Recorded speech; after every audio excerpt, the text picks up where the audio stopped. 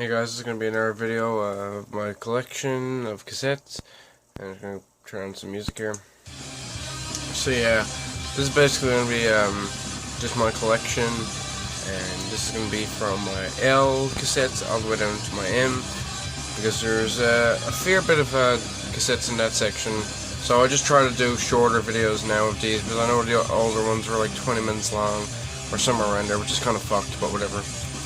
This is what I'm listening to right now, Red Fangs, Whales and Leeches. Sadly, I don't actually have the CD with me because I lent the CD to my girlfriend's brother. He loves the shit out of these guys, but he's yet to pick up an album because I'm now low on cash sometimes and shit like that, but yeah. I love the packaging on this album. Really awesome, like pictures, especially just like the way it's packaged and like the inlay under the CD where it goes, like that's fucking awesome. But yeah, really awesome album. But yeah, that's enough about CDs. Here's my cassettes. First tape is Lawnmower Death with their album Oh Crikey. It's Lawnmower Death and this single Kids in America. Really fucking cool. I don't like the fact that they have like the white lettering brandished across the front saying that the extra tracks are on there, but whatever. It's on Relativity Records from 1990. Well, the album, the full length is from 1990 and the single is from 1991. So yeah. I'm just gonna quickly show you the inlay. I got this tape off of Gus Lister. Luke Hammerhart, you know, if you watch Luke Hammerhart's update videos from like 7 or 8 months ago, you probably hear the name before.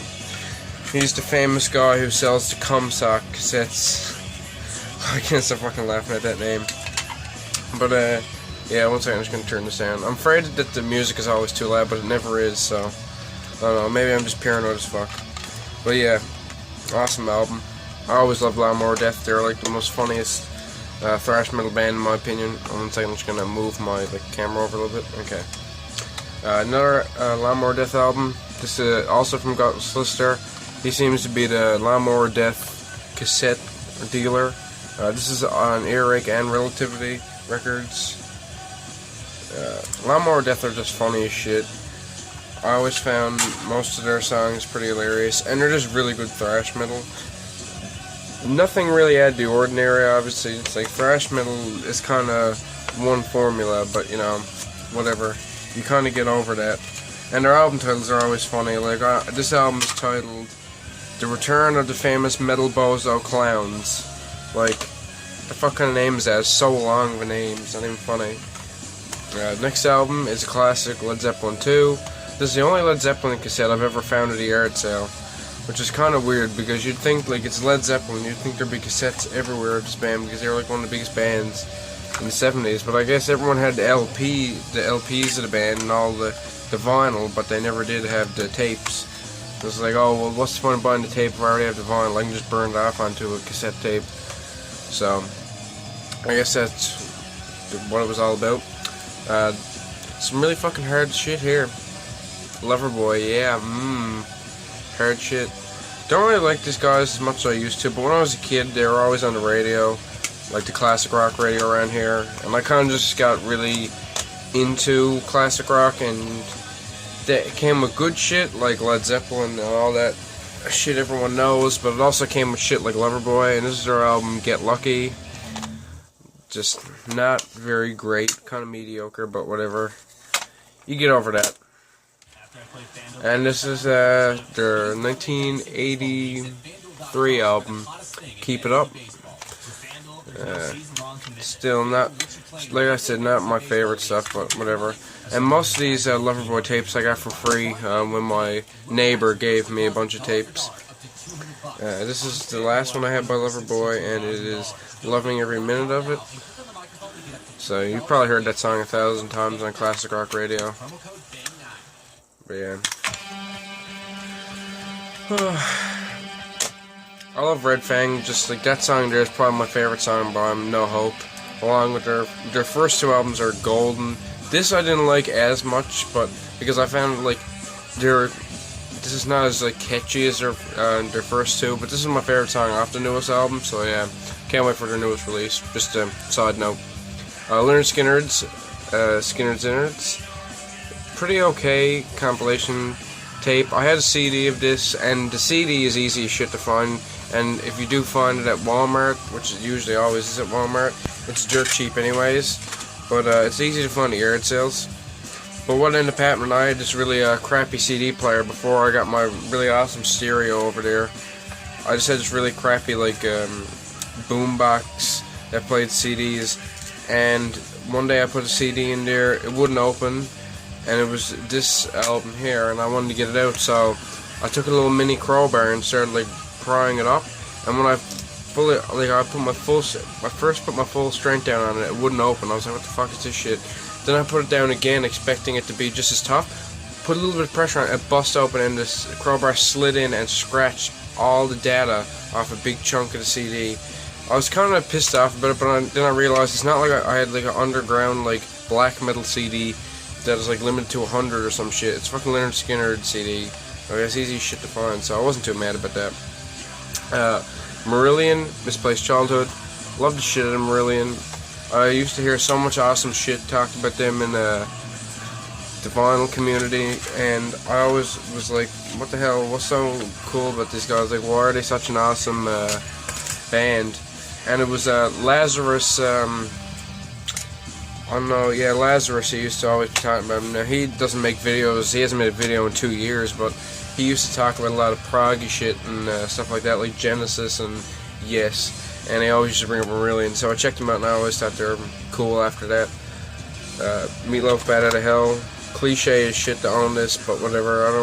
Not a huge fan of Meatloaf, but I like a few tracks, and obviously grew up with Meatloaf. That was all over classic rock radio when I was a kid. Like I said, most classic rock now, I kind of just like listen to it once in a while, but stuff like that you just gotta have because it's your childhood basically. Meatloaf, Bad Attitude. The case on this is terrible looking, but I found this in my basement one day, and I didn't even know why it was down there, but apparently it was, and I just kind of took it up and looked at it. I'm like, oh, I didn't even recognize what it was. I just looked at it one day, and I was like, whatever, and I didn't even look at the album title, and I realized it was Meatloaf, and then I looked at the album cover, and I'm like, this is actually a pretty metal-looking album cover. Like, just, like, cliche rock metal album cover from the 80s, but yeah, still cool. Yeah, Meatloaf's definitely not one of my favorites. I don't know, he kind of too bland for my taste, but whatever. Okay, here's. Sorry, I'm taking so long to put that away. This is my last Meatloaf tape I have, and that's Better Hill 2. Don't really like this a lot. I kind of found it unnecessary when I found this. I was like, what the fuck would he remake? Or like, why would he put out another album under that title? Like, that's stupid as shit. But whatever. It's not even like he retitled it. He just put 2 at the end of it. And I'm like, that's just bullshit. Or whatever. Huge inlay on this. I don't know why this is necessary. It's not even like the lyrics take up all of this, but whatever. And the printing is so fucking tiny, if you can see that. Like, it's tiny as shit. Like, it's like a novel inside of a cassette inlay. Like, it's nuts. I don't know. Oh yeah, Bad Out of Hell 2, Back into Hell. That's the album title. Just still chaps my ass. I don't know why he would title that stupid shit. This is pretty awesome stuff for me, because this is my favorite band since I was a kid. Megadeth, Peace Sells What I Was Buying. One of the first thrash metal bands I ever got into. Like I said, one of my favorite bands as a kid, and I just love the shit out of them. This tape is literally mint condition. I don't even know how this is in such good shape, because I know how most tapes have the writing like basically erased off from years of being used. Mint all over. Like, this is just in perfect shape. I bought this off Discogs for less than $5.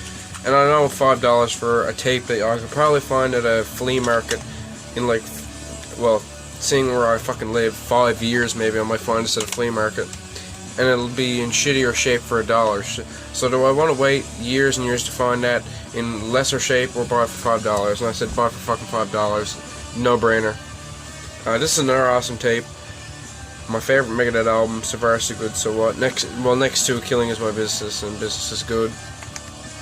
I find this to be their most raw record after their first album, and it's just, a lot of people say it's too raw and the recording quality is shit, but that's for people who just don't fucking get the idea of Megadeth is not supposed to be clean recorded. I don't get why Peace Sells But Who's Buying is kind of a clean recording. I don't know why Rust in Peace has such a clean recording. I don't know why most of their albums have this really clean recording, like their thrash metal stuff. Like, that's not Megadeth. I find their classic speed / thrash metal stuff should have been recorded.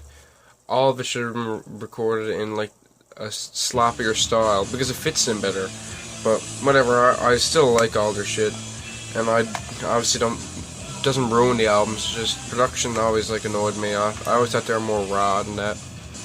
I'm gonna speed this up a bit. Megadeth Countdown to Extinction. Sorry for that sticker, but I'll show you the booklet anyways. I remember one of my friends had this, but it was like somebody had stuck it in oil or something. They had it in the back of, like, they found it in the back of a car, like in the trunk, and it looked like somebody had literally dunked the album in oil. And I was like, what the fuck? Like, all the booklet was covered in oil, and it was just black. Like, you could pick out like shadows of the album cover and stuff, just like the most highlighted parts of the album cover through the oil. But it was basically all black. It looked like Metallica's Black Album, where you could pick out little bits of stuff. And I don't know, it made me laugh because I'm like, what the fuck, was this guy like doing oil changes and like pouring oil in his Megadeth cassettes? Like, what the hell? Next album is a compilation, Metal for Breakfast. This is a Canadian compilation on Attic Records, same label that put out all of Anvil's stuff in the 80s, except for late 80s when they were on Metal Blade. But yeah, this is really awesome. As you can see, Anvil is actually on this, Forged in Fire. But this is just all really awesome metal. I'll just name off a few of the artists, or maybe all of it, whatever. Ted Nugent's Cat Scratch Fever, fuck Ted Nugent. Killer Dwarves, Accept, Merciful Fate with Black Funeral. That is fucking awesome to see. Merciful Fate on a metal compilation in 1984. Like, imagine it being a kid buying this for like the Accept and Anvil and shit, and finding that and just being like, this is so fucking awesome. Satanic as shit. Blotto, Metalhead, they're a French hard rock band. Lee Aaron, Metal Queen, Canadian metal, obviously. Saxon, Princess of the Night. Judas Priest, The Ripper. I don't know why it's that song, but that's one of my favorite Judas Priest songs, so yeah, it's fucking sweet. Maybe they couldn't get the rights to their newer stuff, so they just picked something that was basically up for grabs on Gull Records. So yeah, that's probably why. Quiet Riot, Metal Health, amazing song, I always loved that. Wine, Tea, Mean Streak, and Ozzy Osbourne, Crazy Strain. So yeah, and I just love the inlay too. Just fucking, I always loved that album cover. It's like the most metal fucking thing. Dude with a leather jacket looking fucked up as hell, just pouring milk into a bowl of bolts, and like his face is smashed into it. I don't know. But no, I found it on Discogs for $1, and then when it finally came here, the shipping and exchange ended up costing me an extra $10, and I was like, what the fuck, but whatever, I guess. Probably the best album by this band, Metallica's Kill 'Em All, on tape. This is the 1988 reissue with Blitzkrieg and Am I Evil as bonus tracks. I remember finding this only a few months after I got into Metallica at a yard sale, and I'm like, holy fuck, Metallica on cassette. What's the likeliness of finding this? I also found a booklet to Metallica's And Justice for All and the cassette, obviously, but I played the cassette once, and the tape basically imploded on itself. The tape got, like, shredded. Not even by the tape player. Like, tape player had nothing to do with it. It was just broke. The tape just gave out. I'm like, some kid fucking played that hardcore back when he was young and, like, tore the shit out of it. Next album is Metallica's Master of Puppets. The case is fucked up on this, but I just haven't had a chance to replace it. I got this last summer when a guy I had seen at a flea market was going around selling metal-related stuff, and I bought a few things off of him. And he said, man, I got some metal cassettes, I'll save them for you.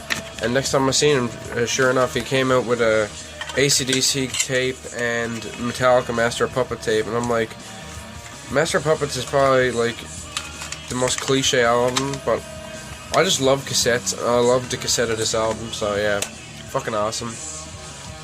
The 598 EP, got this at the same time I got the Kill 'Em All tape, and I just love this EP in general, and I'm just happy to have it on a format that's not the Garage Inc. CD, because I have the original like raw release of it.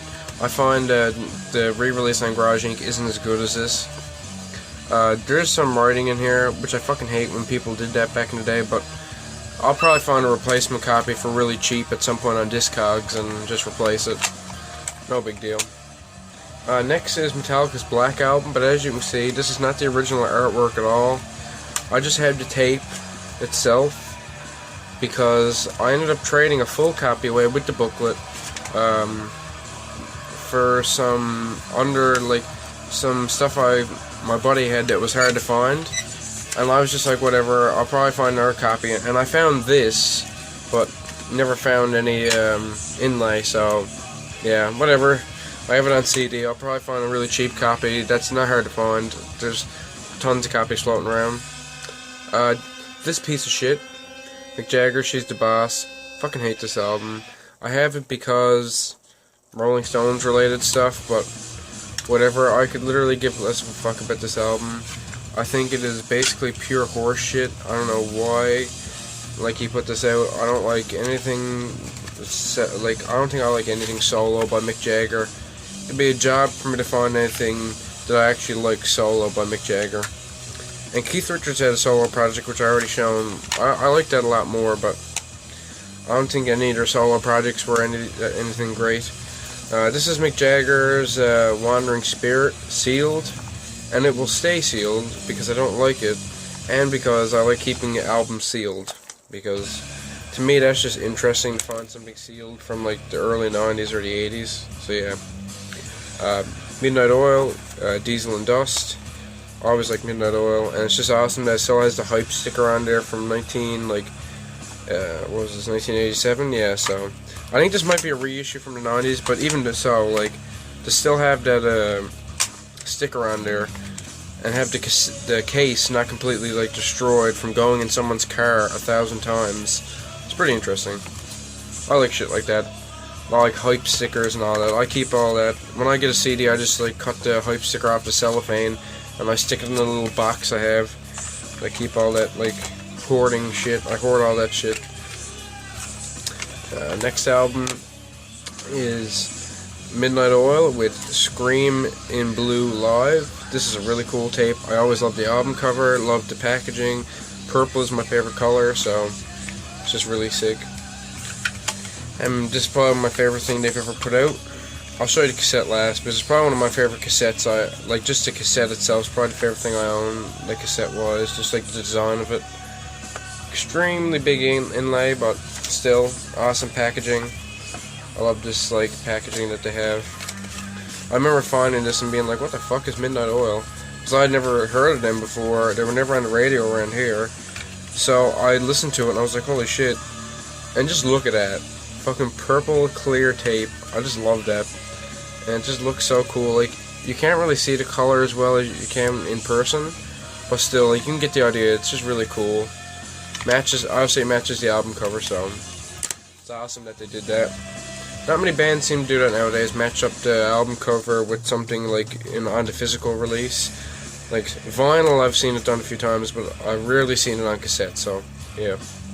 The Moody Blues, The Present. Not a huge fan of Moody Blues, but Moody Blues are alright, you know. Not gonna really show the inlay, because there's nothing in there, but here's the tape. Moody Blues are kind of just like that band I listen to once in a while, but rarely. Voices in the Sky, the Moody Blues. I can't remember if... Yeah, this is the best of compilation.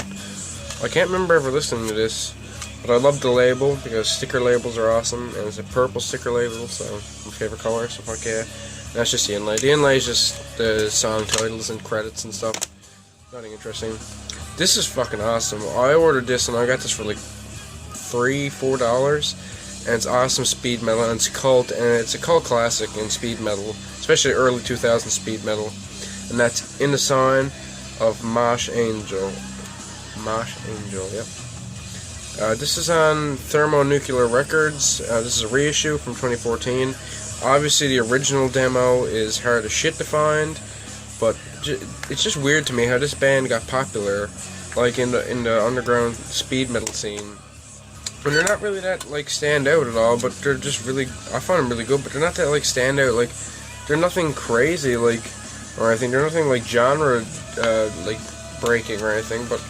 Just really interesting how like this 2001 demo / EP got so popular. And this is copy number 51.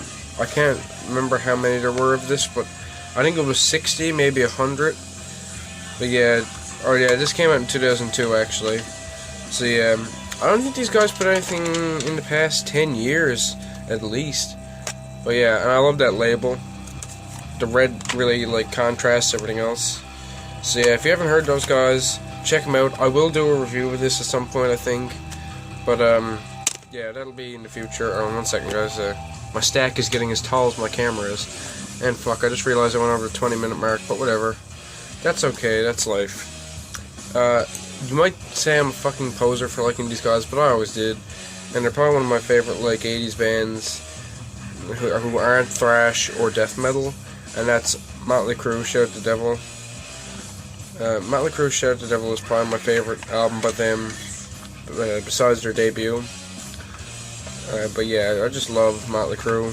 I find them they're not really something out of the ordinary or really original, but just really awesome in my opinion. Motley Crue's Theater of Pain. Not my favorite album by them, but songs like Use It or Lose It, Raise Your Hands to Rock, Fight for Your Rights, and Keep Your Eye on the Money, and Louder Than Hell, and shit like that. Louder Than Hell is probably my favorite song on that album, but yeah. I know, like, it's weird for me to be showing off black metal 1 minute, and, like, speed metal and shit, underground speed metal, and then be like, yeah, Motley Crue is a pretty fucking sick band. Like, it's kind of weird, but whatever. I have really, varied taste, you could say. Not extremely varied, but varied enough. I really don't give a shit what people think of me, so whatever. Motley Crue, Girls, Girls, Girls. Not my favorite album by them, but still an awesome album. Obviously, Girls, Girls, Girls, and Girls, Girls, Girls, and why am I forgetting that track? Wild Side, and in my opinion, Dancing on Glass and 5 Years Dead and all that shit. All those tracks are pretty classic, awesome shit. My favorite track on that album would probably have to be Dancing on Glass because, I don't know. Sorry, I dropped the tape. Just really catchy shit. And 2 more tapes, and they're both not really heavy, so if you don't like that shit, then you have to leave now, I guess, if you don't really want to see it. Motley Crue, Decade of Decadence, 1981 to 91. Really awesome compilation.